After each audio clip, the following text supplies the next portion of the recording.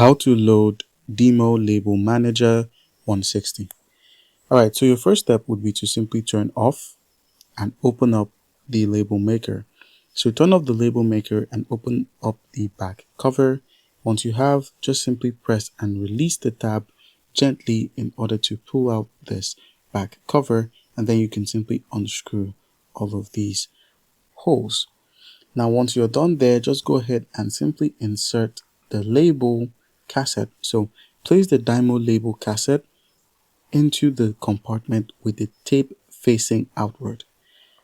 And then all you need to do is simply push until you hear a click.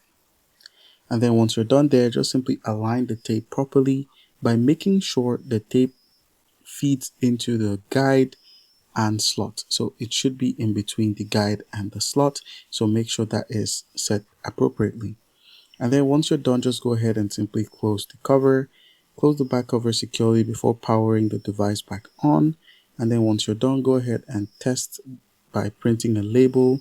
Just type a short word and press print to test the tape.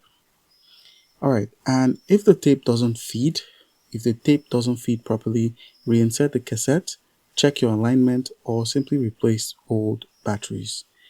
Alright,